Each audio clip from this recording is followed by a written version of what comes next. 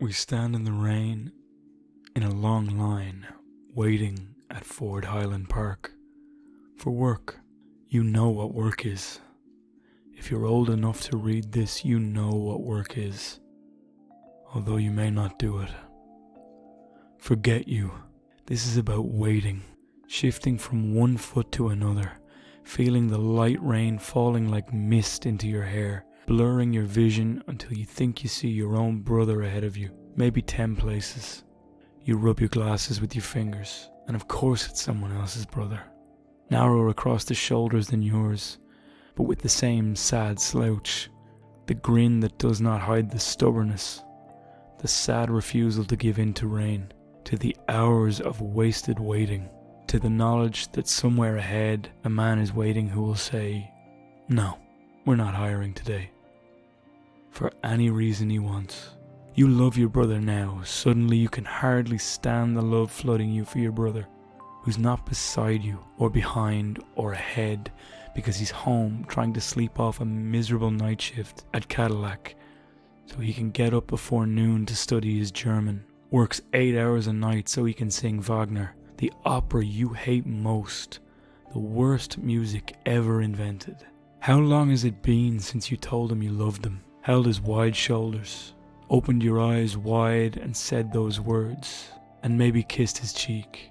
You've never done something so simple, so obvious, not because you're too young or too dumb, not because you're jealous or even mean or incapable of crying in the presence of another man. No, just because you don't know what work is. Hello and welcome to Words That Burn, a podcast about poetry.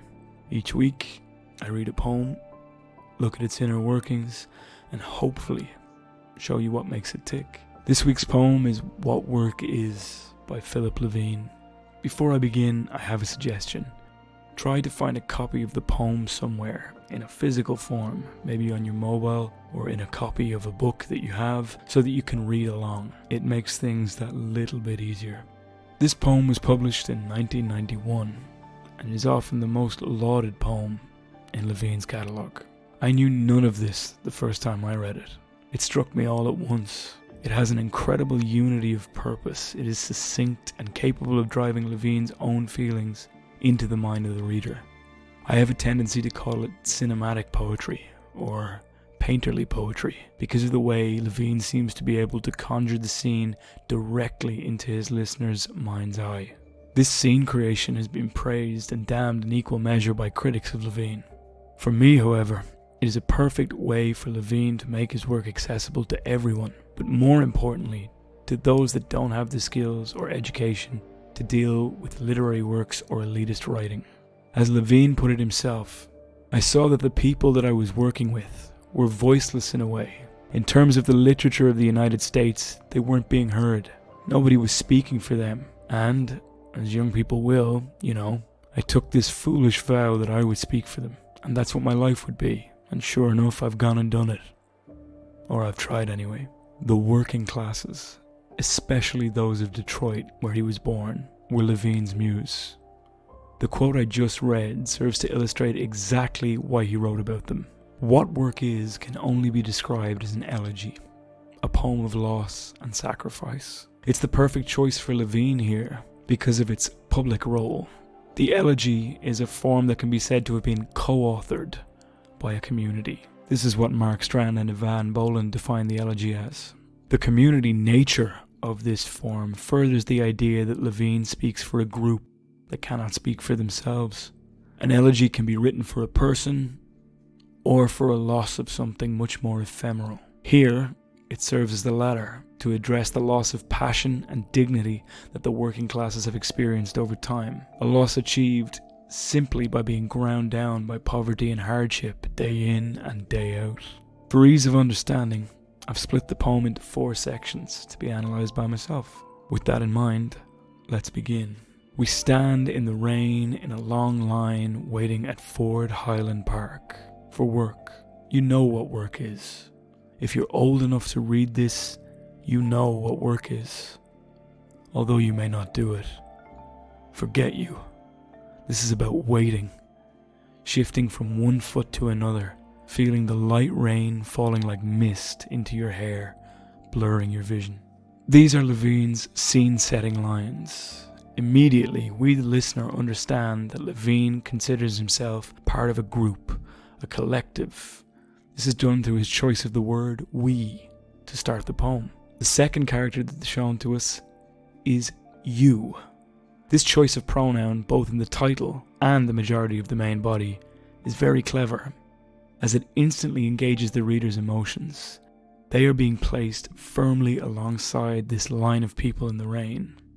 That titular you presents a host of possible interpretations. For me, it's Levine addressing his younger self, a boy who was sure that work was all purely manual, that hard work meant back-breaking labour, and there was no deeper meaning to the term. With this reading of the poem, the phrase "you know what work is" rings a little hollow, as if his younger self is repressing the truth, reconciling his poet nature now with what he would have defined as a real job in his past. This was certainly something he struggled with when he was torn between choosing to go to university or continuing in the family business and going into construction, manufacturing, and hard labour. In setting up the we-you subjects, the poem becomes more of a dialogue in the style of Aristotle, something to be used as an investigative tool as opposed to mere documentation. One more detail is added here. Ford Highland Park, a landmark of labour and sweat in Detroit. The poem is to be an investigation of the sensations that the city and his class have seared into him. The line "forget you" sounds like a reproach or a reprimand, a call not to be selfish. The idea that the individual's concerns pale in comparison to the group's.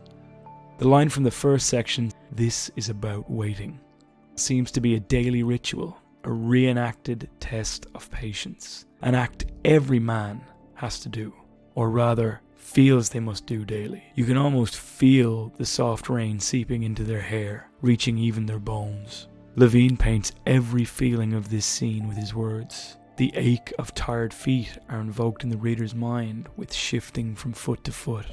A toll is demanded on every part of a working man's body, even blurring your vision. The poet is intensely focused on invoking that sense of place, drenched in weariness and bitter resignation. This image will return later in the poem. Until you think you see your own brother ahead of you, maybe 10 places. You rub your glasses with your fingers, and of course it's someone else's brother. Narrower across the shoulders than yours, but with the same sad slouch. The grin that does not hide the stubbornness, the sad refusal to give in to rain, to the hours of wasted waiting, to the knowledge that somewhere ahead a man is waiting who will say, "No, we're not hiring today," for any reason he wants. There's a definite shift in tone in this second section. There's a strange glimmer of hope in the bleak scene, the glimpse of a brother in this case. It may be Levine's, it may be an unknown worker's. However, it is a way to humanize the you of the opening section. These men are not robots, though they certainly seem to be viewed like that in some ways, at least to Levine. They have families, bloodlines, dependents, and unfortunately, poverty is a lineage, because it would not be so unusual to find your brother or father in the line with you. The speaker is taken aback, rubbing their glasses, the weariness of their present task making them addled, prone to mistake. Unfortunately, it's someone else's brother. It's important to note they don't look dissimilar to the speaker's own. While their physical appearance may be different, narrower across the shoulders, nonetheless, this lot in life exacts a similar price from everyone, but with the same sad slouch, the grin that does not hide stubbornness, the sad refusal to give in to rain, to the hours of wasted waiting. There is resilience to the people Levine writes about, a need to continue, a refusal to be bowed by their circumstance. It's this aspect of his work that makes his poetry so engaging. They are recognizable and relatable to his audience's characters. He admitted as much himself. I mean, you're never going to pick up a poem of mine, unless it's a comic poem, about wine mavens, right? Or real estate agents, or CEOs. They're going to be auto workers, or they're going to be guys working on a construction site, or women complaining about how the grease eats into their hands because of the jobs they do. Nihilism seeps back in along with the physical towards the end of the section. Hours of waiting wasted. It is clearly often the case that this sacrifice of time amounts to nothing. There is a certain fatalistic tone to the lines, the knowledge that somewhere ahead a man is waiting who will say, "No, we're not hiring today."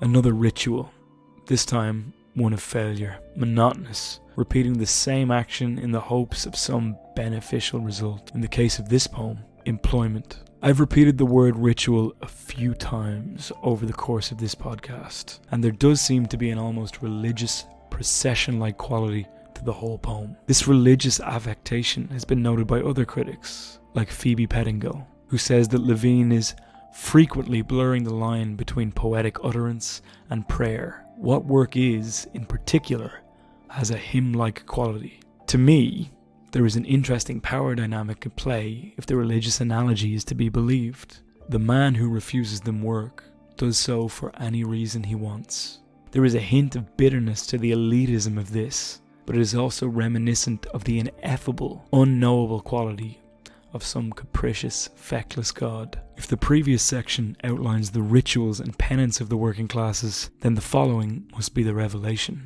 You love your brother. Now suddenly you can hardly stand the love flooding you for your brother, who's not beside you, or behind, or ahead, because he's home, trying to sleep off a miserable night shift at Cadillac, so he can get up before noon to study his German, works 8 hours a night so he can sing Wagner, the opera you hate most, the worst music ever invented.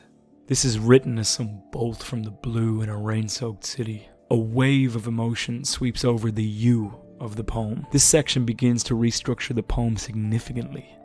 Now the question of what work is really being dissected. His brother is not even physically near him, not beside you or behind or ahead, and yet he is seized by this feeling for the first time in the poem. We are shown that these men, who are forced to wait in long lines or work miserable nights at Cadillac, are capable of great passions. In the case of the brother, he wants to sing German opera. The speaker states the opera you hate the most, the worst music ever invented. This introduces so many contrasts into the poem.